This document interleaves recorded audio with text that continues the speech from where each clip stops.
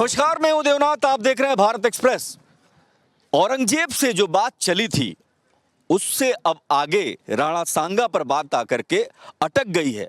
बात ये अटकी है कि एक धड़ा ऐसा है जो महान राणा सांगा को कह रहा है कि वो देश के गद्दार थे, लेकिन देश के लोग क्या सोचते हैं ये बहुत बड़ी बात है। और मेवाड़ की धरती, राजस्थान की धरती जो वीरों के लिए विख्यात है, न सिर्फ भारत में बल्कि पूरी दुनिया में, अगर वीरता की बात करें तो राजस्थान सबसे ऊपर होता है, जहां पर हमारे मां भारती के वीर सपूतों ने मुगलों के होश ठिकाने कर दिए। लेकिन दुर्भाग्य इस देश का कि यहां पर अब बहस क्या हो रही है, राजनीतिक लाभ और नुकसान के चक्कर में बहस ऐसी हो रही है कि राणा सांगा गद्दार थे।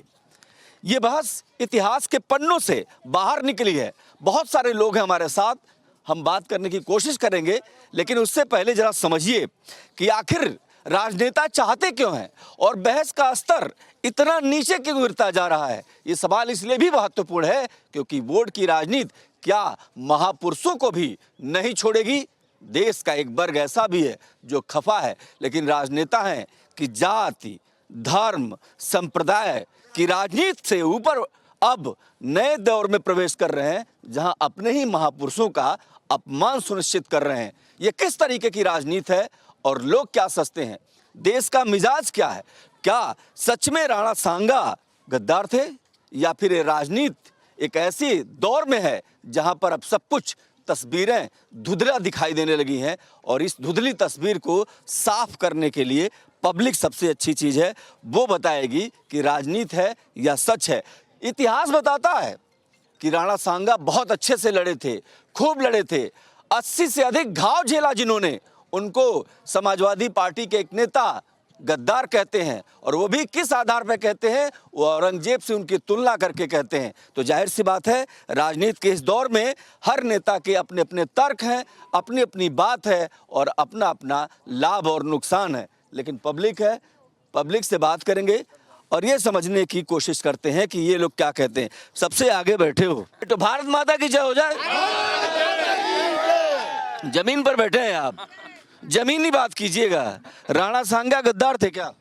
नहीं जी, गद्दार नहीं थे, वो तो महान थे, वो राजपूत थे, महान थे और उन्होंने देश के लिए पूरी अपनी पूरी प्रॉपर्टी कुर्बानी दे दी, जिंदगी दे दी। और उन्होंने इतने घाव घेले। अब जो ये राजनीति करते हैं, हमारे शेर सिंह राणा जी हैं एक, उन्होंने कहा भी है कि जिनको उनको बाबर की उससे वो है तो उनको उसने रास्ता देखा, हमारे शेर सिंह राणा जी ने रास्ता देखा है, उन्होंने रास्ता देखा है, तो वो उनको वहाँ ले जाने के लिए तैयार है शेर सिंह राणा, कि जिसको वहाँ जाना है। कहाँ? जो क्या है वो काबुल, काबुल में जाना है तो शेर सिंह राणा जी ने रास्ता देखा है, बिल्कुल उनको वहाँ पहुँचा देंगे। मतलब आने वाला टाइम ऐसा है, अगर एकजुट रहा, संगठन एकजुट हो गया तो इनको जो है देश से खदेड़ देंगे, वहीं हमें पहुँचा देंगे। एक एक बात करेंगे। बड़ा दिलचस्प बात है कि सवाल इस बात का है, एक महिला एक पुरुष से दोनों बराबर काम रखना है। ये बताइए मैडम, ये राणा सांगा को कह रहे हैं लोग, समाजवादी पार्टी के लीडर, तो गद्दार थे, आपको क्या लगता है? वो गद्दार नहीं थे, वो बहुत बड़े देशभक्त थे। ये जो समाजवादी पार्टी ने जो बोला वो राजनीति से प्रेरित है। मैं एक शिक्षक हूँ, मेरा नाम ज्योत्सना है, तो मैंने जहाँ तक पढ़ा है, जो वो एक बहुत महान योद्धा थे, कुशल राजनीतिज्ञ थे। उन्होंने 1508 से 1527 तक उन्होंने मेवाड़ पे शासन किया था और इतनी कभी भी वो युद्ध नहीं हारे। 100 से ज़्यादा युद्ध लड़े और कभी भी युद्ध नहीं हारे। वो लास्ट में जब खानवा का युद्ध था उसमें उन्होंने बाबर, लेकिन 80 उनके बदन पे आपने जो बोला 80 से ज़्यादा घाव थे। उनका एक हाथ, एक आँख काम नहीं कर रहा था, फिर भी उन्होंने बहादुरी से डटकर सामना किया और हमारे इतिहास उन पे हमेशा गर्व करेगा। इतिहास गर्व करेगा। और जिसके शरीर पर 80 से अधिक घाव, क्या वो कायर हो सकता है? क्या वो गद्दार हो सकता है? ये सवाल बहुत महत्वपूर्ण है। आप बताइए राकेश जी, आप ये बताइए कि लोग कह रहे हैं ये राजनीति आ गई है क्या इसमें? समाजवादी पार्टी कह रही है अपने ही महापुरुषों को नहीं पहचान पा रहे हैं। ये 100% राजनीति है जी। उनको तुष्टीकरण का वोट चाहिए, उनको हिंदुओं से कुछ नहीं लेना देना। औरंगजेब को महान कहते हैं और हमारे शूरवीर राजाओं को वो गद्दार कहते हैं। ये राजनीति बड़ी गंदी राजनीति है। देश का दुर्भाग्य है कि ऐसे नेता हमारे देश में हैं। इनका बाइकआउट कर देना चाहिए सोशली। इनका बाइकाट होना चाहिए, ये भी देखिए, इनका बाइकाट होना चाहिए। और जब ये हम डिबेट कर रहे हैं, जब ये बहस कर रहे हैं, आप ज्यादा शोर कर रहे हैं। ये बताइए, भारत माता की जय, राणा सांगा, समाजवादी वाली पार्टी तो कह रही है कि उन्होंने तो हर युद्ध हार गए, वो तो गद्दार थे। राणा सांगा जो है, महाराणा प्रताप जो हमारे शूरवीर थे, उनके दादा थे, उनके दादा थे वो, और उनके वो उनके पोते थे, समझे। लेकिन सबसे बड़ी बात, दुर्भाग्य की बात यही है कि ये सब राजनीति हो रही है। हाँ, बिल्कुल राजनीति हो रही है। राजनीति में अब ये कुछ भी बोल देते हैं, लेकिन इनको संभल के बोलना चाहिए, इस तरह से नहीं बोलना चाहिए। इससे माहौल खराब होता है, देश का माहौल खराब होता है। माहौल खराब होता है, माहौल खराब होता है, और माहौल ठीक कर रहे हैं तो हमारी जिम्मेदारी है। ये बताइए, आप क्या कहेंगे राणा सांगा पे? मैं तो पहले एक बात कहूंगा। हमारे हिंदुस्तान में 7 लाख हिंदू लोगों को कश्मीर से हटाया गया है, उनके घर जलाए गए हैं, उनकी नौकरियां छीन ली गई है, उनका सब कुछ चला गया। They have lost their homes and hearths. They have lost themselves. And what are these active politicians doing for them? What has been done by them for these Hindus? And they are dying for Aurangzeb. This is callous. This is unfortunate for India. It is unfortunate. एक चुट्टू ऊपर पानी में इन लोगों को डूब जाना चाहिए, जहां पर इतना चंक ऑफ पॉपुलेशन घर से बेघर हो गया। बहुत बड़ी बात है, ताली बजाइए। इस देश में गुस्सा है, लोगों को आवेश है कि क्यों इस तरीके से बात हो रही है। राणा सांगा को इतिहास पढ़ना, जब राणा सांगा पे बात करो तो इतिहास पढ़ो, और बाबरनामा को आधार बनाकर आप कैसे कोई बात कर सकते हैं? पब्लिक भावनाएं बहुत महत्वपूर्ण होती है। आप बताइए सर, आप क्या कहेंगे? नहीं, राणा सांगा हमारे देश के सपूत थे, उन्होंने देश के लिए बहुत कुछ किया है, पर ये राजनीतिक ये लोग हैं, इन्हें इतिहास पढ़ा नहीं है, तो इसलिए जो मर्जी कह सकते हैं, ये इसकी किसी तुलना कर सकते हैं। बाकी उनकी तुलना किसी हो नहीं सकती है।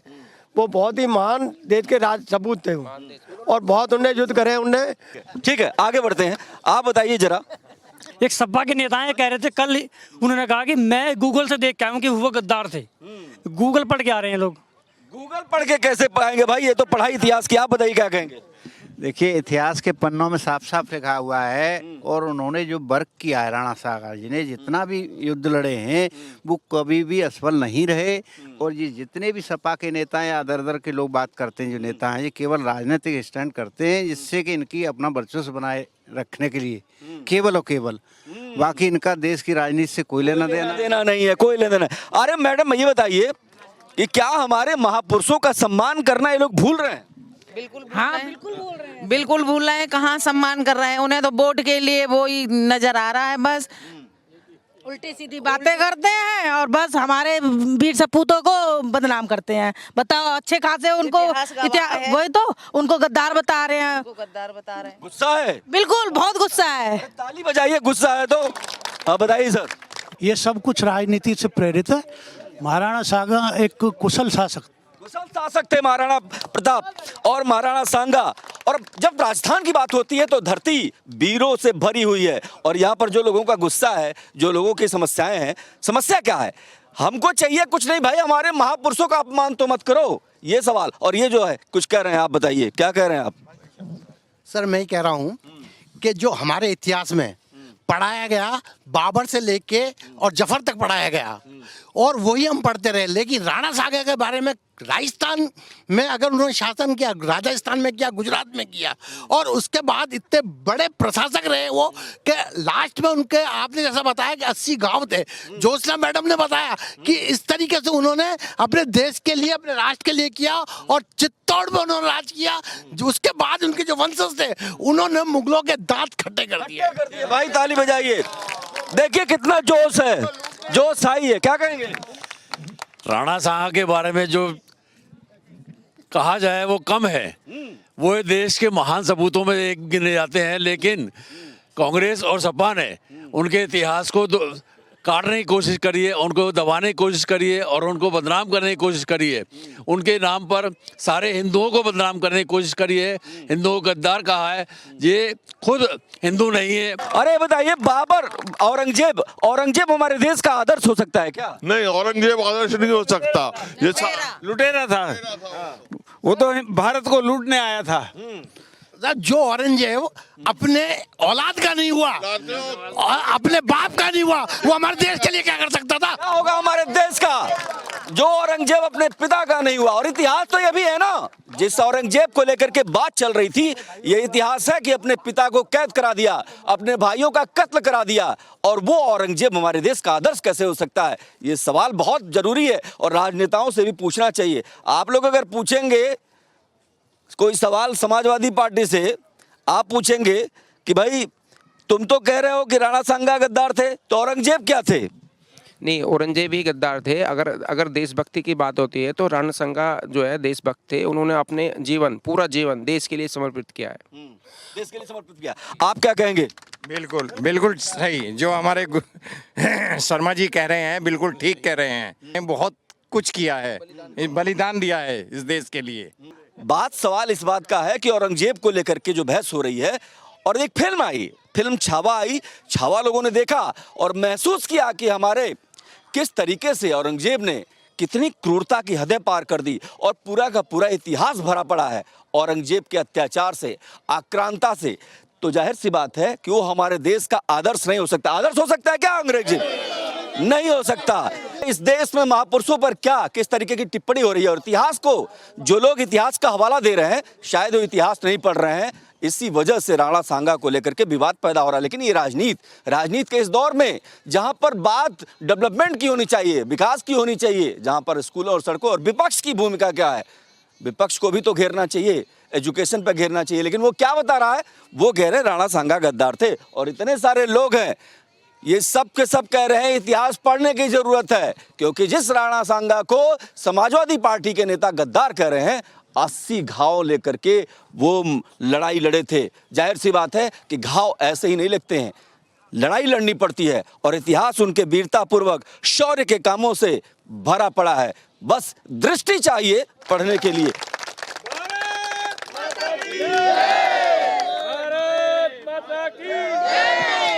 अब ये बताइए, ये जो अखिलेश यादव की पार्टी कह रही है राणा सांगा पर, उस पर आपका विचार क्या है?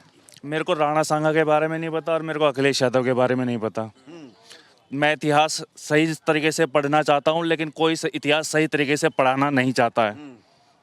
इतिहास भी क्या गलत तरीके से लिखा गया, सुविधा के हिसाब से लिखा गया, क्योंकि ये लोग सवाल उठा रहे हैं कि इतिहास में तो वही दिखाया गया जो उस दौर के लोग चाहते थे, तो क्या इतिहास में भी छेड़छाड़ हुई? आप बताइए मैम।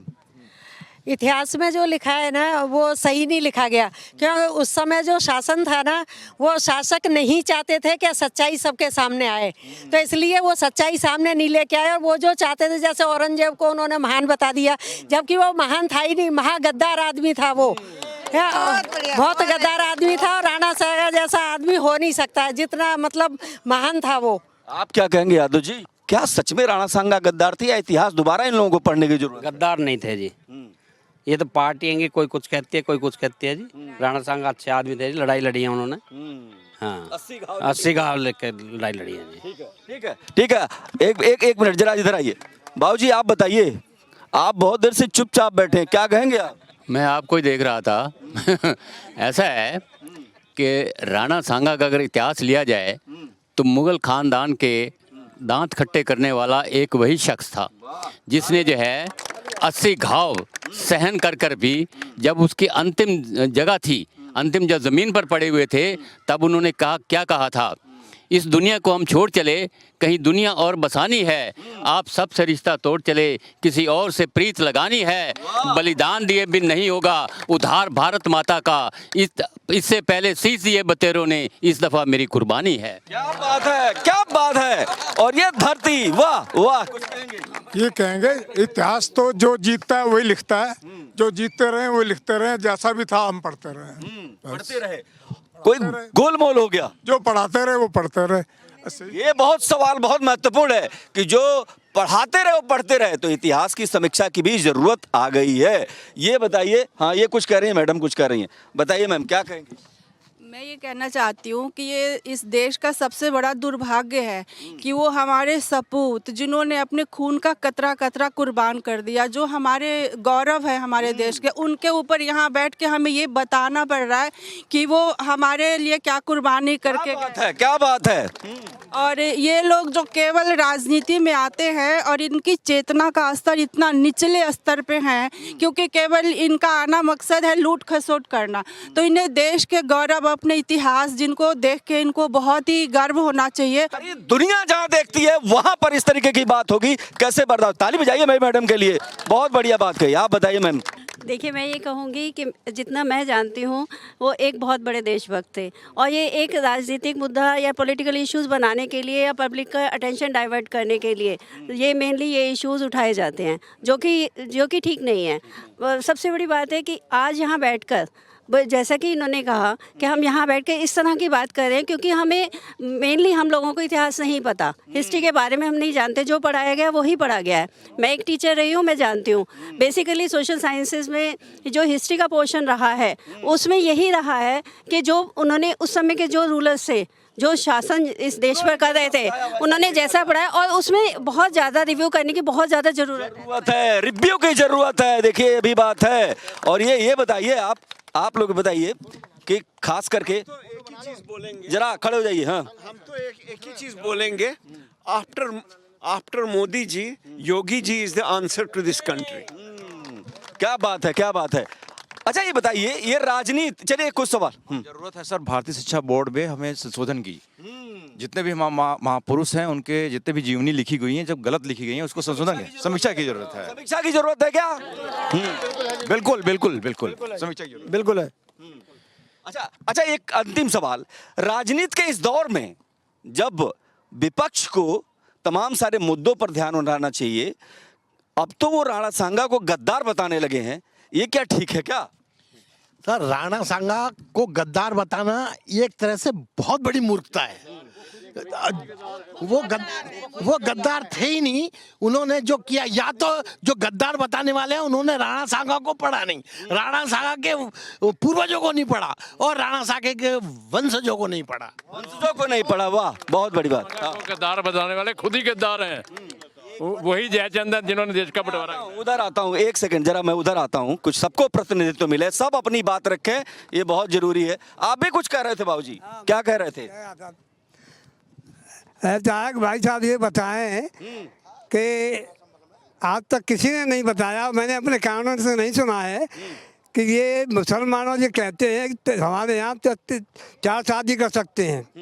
नंबर 2 ये जो है क्या कहते हैं, हिजाब, और तीसरा जो है क्या 3 तलाक जो है, ये कहाँ से शुरू हुआ, क्यों हुआ, जो है ये बताएं, किसी ने नहीं बताया है। सवाल है, देखिए इनका अपना सवाल है। बाबूजी आप कुछ कह रहे थे, बताइए।